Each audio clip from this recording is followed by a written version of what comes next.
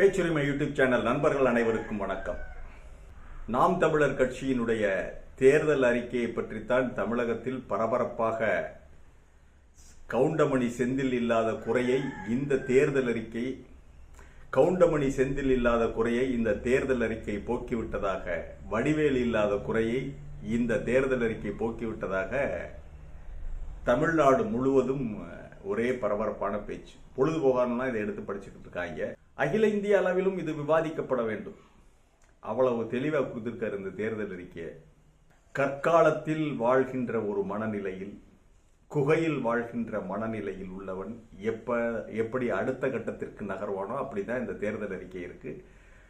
தேர்தல் அறிக்கை முழுவதையும் விவாதிக்க வேண்டும் என்றால் அதுக்கு முழு நாள் வேலும் 460 பக்கத்தில் அண்ணன் கொடுத்திருக்காரு. ஏற்கனவே நாம் இதற்கு முன்பு வெளியிட்ட காணொளியில் ஒரு சில விஷயங்களை பேசியிருக்க அந்த தேர்தல் அறிக்கை பற்றிய விஷயங்களை.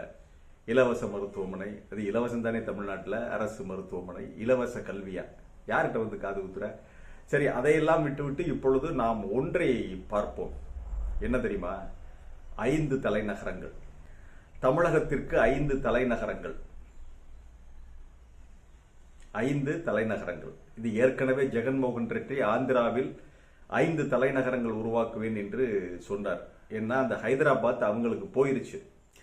ஹைதராபாத் தெலுங்கானாவுக்கு சென்று விட்டதால் அதற்கு பிறகு எதை ஊரை தலைநகரமாக வைக்கிறதுங்கிற எந்த ஊரை தலைநகரமாக வைப்பது என்ற சிக்கல் வந்தது. திருப்பதியா, வேற எது, சித்தூரா என்னன்னு சொல்லி. அதனால அவர் 5 தலைநகரங்கள்னாரு. ரெண்டாவது, சந்திரபாபு நாயுடு அமராவதி என்ற புதிய தலைநகரை உருவாக்க முனைந்தார். அது வேறு விஷயம். அதை ஒட்டித்தான் அவர் 5 தலைநகரம்னு சொன்னார். அமராவதியில மட்டும் பல லட்சம் கோடியில அமராவதி என்ற இடத்தில் தலைநகரம் கட்டுவதாக சொன்னார். அதனால அவர் 5 தலைநகரங்கள் இதை சொன்னாரு. வெற்றி பெற்று வந்தார். அது வீணாம போயிருச்சு. அண்ணன் 5 தலைநகரங்கள். இப்பொழுது அண்ணன் அவர்கள் 5 தலைநகரங்களை சொல்லியிருக்காரு தமிழகத்திற்கு. நம்மை பொறுத்தவரையில் தலைநகரமே தேவையில்லையா? கும்பிட்ட என்ன எதுக்குதியா தலைநகரம்? தலைநகரம் என்பது எதற்கு?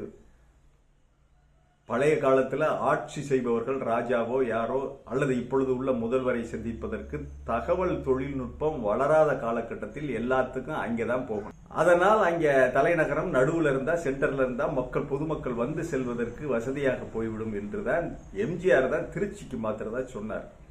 தலைநகரம் நடுவில் இருக்க வேண்டும். இந்த லேப்ஸ் ஆஃப் கம்யூனிகேஷன் தடைபடுகின்றது. கம்யூனிகேஷன் சரியா இல்லாததுனால எல்லாம் கடித போக்குவரத்து, தபால் போக்குவரத்து. அந்த காலகட்டத்தில் இப்படி மின்னணு தொழில்நுட்பம், டிஜிட்டல் யுகம் இல்லை. அதனால் அந்த முடிவை எடுத்தாங்க. அது அன்றைய காலகட்டத்தில் அது சரியான முடிவு. ஆனால் இன்றைக்கு என்ன? இன்றைக்கு டிஜிட்டல். இன்றைக்கு தலைநகரமே தேவையில்லை, தெரியுமா? அன்றைக்கு ஒரு பேங்க்கு, குறிப்பிட்ட பேங்க்குல பணம் வச்சிருந்தா அந்த பேங்க்குக்கு போய் தான் நம்ம பணம் எடுக்க முடியும். ஆனால் இன்றைக்கு அப்படி இல்லை. இருந்த இடத்துல இருந்து செல்போன்ல நம்ம அனுப்பி வச்சிடறோம். ஜிபே, பேடிஎம்ல அனுப்பிச்சு வச்சிடறோம். அதே மாதிரி யார் பணம் போடுறதா இருந்தாலும் பேங்குக்கு போறதில்ல, எதுக்கும் போறதில்ல, செல்ல இருந்து அனுப்பி வச்சிடறாங்க. அதே போல முதல்வருக்கு ஒரு மனு கொடுக்கணும்னா, சென்னைக்கு மனு கொடுக்கணும்னா இங்க அனுப்பிடலாம். சென்னையில் இருக்கிற ஒரு டாக்குமெண்ட் பற்றிய விவரத்தை ஆன்லைன்ல இருந்த இடத்துல இருந்தே பார்த்துடலாம். அதே போல இதற்கு முன்னுதாரணம் என்னன்னா, அமெரிக்காவிற்கு நீங்கள் வர வேண்டாம், அமெரிக்காவில் வாங்குற சம்பளத்தை நான் உங்களுக்கு தந்துடுறேன், நீங்க வீட்டிலிருந்தே எந்த குக்கிராமத்திலிருந்தும் நீங்கள் செய்ய வேண்டிய வேலையை எங்களுக்கு செஞ்சு கொடுத்துருங்கன்னு சொல்லி காக்னிசன்ட், விப்ரோ உள்ளிட்ட தொழில் நிறுவனங்கள்லாம் அவங்க வீட்டில இருந்தே வேலை செய்ய சொல்றாங்க. உலகம் அந்த மாதிரி மாறிடுச்சு. வீட்டை விட்டு ஒரு அடி கூட எடுத்து வைக்க வேண்டிய அவசியம் இல்லை.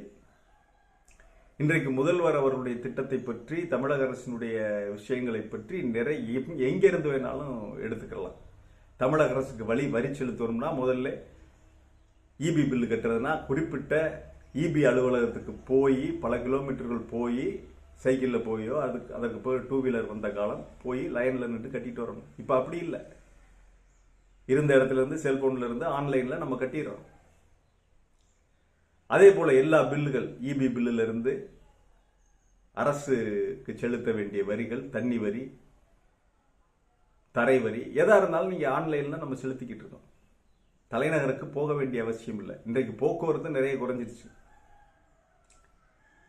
நல்ல விடுமுறை நாட்களில் தான் பஸ்ஸில் கூட்டமாக இருக்குதே ஒழிய மற்ற நாள்களில் இல்லை.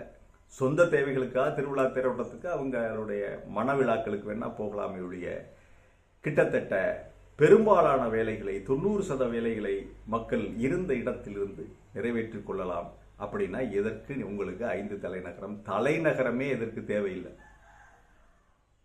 போதுமா? இந்த டிஜிட்டல் யுகத்தை கூட தெரிந்து கொள்ளாத குகையில் வாழ்கின்ற மனிதனா அந்த சீமான் இன்றைய டிஜிட்டல் யுகத்தை வச்சு கால்குலேட் பண்ணணுமா இல்லையா? அப்படித்தானே இன்றைக்கு உலகம். எதுல பாருங்க, பத்திரப்பதிவுல இருந்து பாருங்க, எல்லாரும் இருந்த இடத்துல இருந்து நம்ம தெரிஞ்சுக்கலாம் எல்லாத்தையும். குறிப்பிட்ட இடம் வாங்க வேண்டும், விற்க வேண்டும்ங்கிறதா இருந்தால் தான் நம்ம போக வேண்டியது.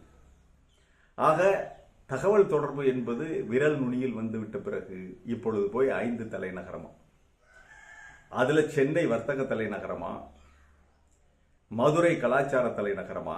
ஏன் மற்ற நகரங்கள்ல கலாச்சாரமே கிடையாது மற்றவனுக்கு?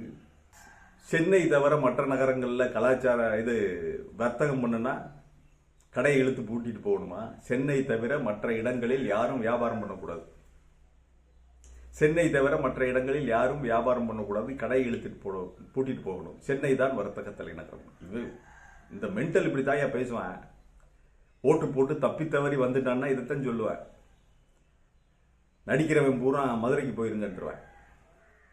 அப்புறம் மெய்யியல் தலைநகரமா இது கன்னியாகுமரி, ஆன்மீக தலைநகரம் இருக்கிறவன். அப்புறம் கன்னியாகுமரியில் இருக்கிறவன்லாம் காவி வெட்டி கட்டிக்கிட்டு தாடி வளர்த்துக்கிட்டு தெரியவன்னு சொல்லுவேன். இந்த மாதிரி ஒரு மென்டல் இந்த தமிழ்நாடு மாட்டிக்கொண்டு விழிக்கிறது. அது போக செய்ய முடியாததெல்லாம் சொல்றது.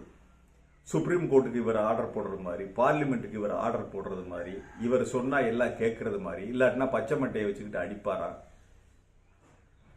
சுப்ரீம் கோர்ட்டை 2ஆ உடைச்சு பேத்து எடுத்துக்கிட்டு வந்து இங்க ராவணன் கைலாயத்தை பேத்தது மாதிரி இவர் சுப்ரீம் கோர்ட்டை பேத்து எடுத்துக்கிட்டு வந்து தமிழ்நாட்டில் வச்சிருவாரா?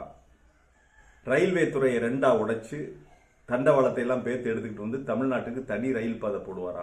சொல்லியிருக்காரு பாருங்க. தமிழ்நாட்டுக்கு தனி ரயில் பாதை. இவர் வந்த உடனே எல்லாம் தனி ரயில் விடுவாரா, தனி ரயில் பாதை. என்னென்னவெல்லாமோ வாய்க்கு வந்ததை பேச முடியுமோ, யார் என்ன சொல்றானோ, இது முடியுமா முடியாதா அப்படிங்கிறதெல்லாம் அலசி பார்க்காமல் இவர் வாந்தி எடுத்து வச்சிருக்கார். இவர் கையில தமிழ்நாட்டை கொடுக்க. உனக்கு ஓட்டு போட மாட்டாங்கிறது தெரியுது.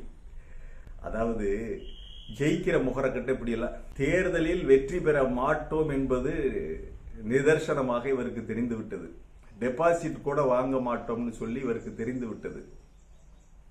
சரி, நம்மளை பற்றி பேச வைப்பமே அப்படிங்கிறதுக்காக தத்து பித்து என்று உளறி இருக்கிறார். எதையாவது உளறி வைக்க வேண்டியது, எதையாவது அரை வேக்காட்டுத்தனமாக பேச வேண்டியது. இன்றைய நவீன காலகட்டம் இவருக்கு புரியவில்லை. டிஜிட்டல் யுகம் என்றால் என்ன என்று தெரியவில்லை. இருந்த இடத்திலிருந்தே மக்கள் எந்த ஒரு வேலையும் செய்து விடலாம், தெரிந்து கொள்ளலாம். ஏன் வருங்காலத்தில் பள்ளிக்கூடம் கட்டிடங்களுக்கே போக வேண்டிய அவசியம் இல்லாமல் போயிருமோங்கிற ஒரு எண்ணமெல்லாம் நமக்கு வருது. பள்ளிகள் ஆன்லைன் மயமாக்கப்பட்டு அங்கிருந்தே இருந்த இடத்திலிருந்தே கல்வி கற்கலாம். அமெரிக்காவில் இருக்கிற தமிழ் மாணவர்கள் கூட இங்கிருந்து தமிழ் இந்த நம்முடைய பள்ளிகளில் தமிழ் படிக்கலாம். இதை வேற சொல்லிவிட்டா அப்புறம் இதையும் தேர்தல் அறிக்கையில சேர்த்துக்கிட்டு பிறந்தாலும். ஆக இப்படித்தான் சீமான் அவர்களுடைய இந்த தேர்தல் அறிக்கை என்பது போதையில் உளறி வைத்த ஒரு தேர்தல் அறிக்கையாக இருக்கிறது. அரைவேக்காட்டுத்தனமாக சிந்தித்த ஒரு தேர்தல் அறிக்கையாக இருக்கிறது. அப்புறம் இதை விட ஹைலைட் கடைசியா சொல்லித்தான் ஆகணும். பாலியல் குற்றவாளிகளை இவர் விடவே மாட்டாரா, சுட்டு தள்ளிடுவேன். பாலியல் குற்றவாளியை அந்த இடத்துல பாலியல் குற்றம் செஞ்சு முடிஞ்ச 10 நிமிஷத்துல நான் சுட்டு தள்ளிடுவேன். அப்படி பார்த்தா சீமான என்றைக்கோ விஜயலட்சுமி 2009 மே 17 பிரபாகரன் இறந்த அன்று விஜயலட்சுமியை மறுத்த போதும் பாலியல் வன்புணர்வு செய்து அந்த 2008 காலகட்டத்தில் முள்ளிவாய்க்கால் யுத்தம் நடந்து கொண்டிருக்கின்ற பொழுது விஜயலட்சுமியை பாலியல் வன்புணர்வு செய்த குற்றத்திற்கு எத்தனை தடவை சுடுவது? 2008-9 இவருடைய கதையை முடித்திருக்க வேண்டும். இவர் இன்றைக்கு சொல்ற சட்டத்துக்கு விஜயலட்சுமிக்கு செய்த இந்த பாலியல் தொந்தரவுகளுக்கு இவரை எதை வச்சு பண்றது? எந்த சட்டத்தில்? இந்த சட்டத்திலே தண்டிக்கலாம்ல. ஆக பெரும்பாலான சட்டங்களில் இவர் தண்டிக்கப்படக்கூடியவர். இவர் சொல்றது பாலியல் குற்றம், இப்படி எதையதோ வாய்க்கு வந்ததெல்லாம் உளறி வச்சிருக்காரு. கண்டிப்பாக நம்ம தேர்தலில் டெப்பு காலி எல்லா இடத்துலையும் என்ற முடிவுக்கு வந்து விட்டார். போகிற போக்கை பார்த்தால் நமக்கு ஆளு கிடைக்காதோ போட்டியிட என்ற ரீதியில் இவர் முன்பாகவே 234 எலிகை குரங்குகள் தவளைகளையும் பிடிச்சு கூண்டுகளை அடைச்சிட்டார். அவங்கெல்லாம் இப்போ ஊர் ஊரா போய்கிட்டு ஒத்த மேடையை போட்டுக்கிட்டு ஒத்தாளா நின்றுக்கிட்டு கத்திக்கிட்டு இருக்காங்க. யாரும் இந்த பொருட்படுத்துறதில்ல. சீமாங்கட்சிக்காரங்க என்னமோ கத்திக்கிட்டு இருக்காங்க அப்படின்னு சொல்லிட்டு மக்கள் போக ஆரம்பிச்சிட்டாங்க. ஒரு நாள் 2 நாள் என்றைக்கோ ஒரு நாள் கூட்டம் போட்டாவில மக்கள் ஆவலா வந்து கூடுவாங்க. நீ எப்ப பார்த்தாலும் பேசிக்கிட்டே இருந்தீங்கன்னா. ஆகவே சீமான் கட்சி மேல் இருந்த நம்பிக்கை, எதிர்பார்ப்பு எல்லாமே போய்விட்டது. வேறு வழி இல்லை. விஜய், அதாவது திமுக அதிமுகவுக்கு அடுத்தபடியாக விவாதிக்கப்படுகின்ற பொருளாக விஜய் இருப்பதால் அதிலே விரக்தி அடைந்து உளறி வைத்திருக்கின்ற ஒரு அறிக்கையாகத்தான் நமக்கு இது தெரிகிறது.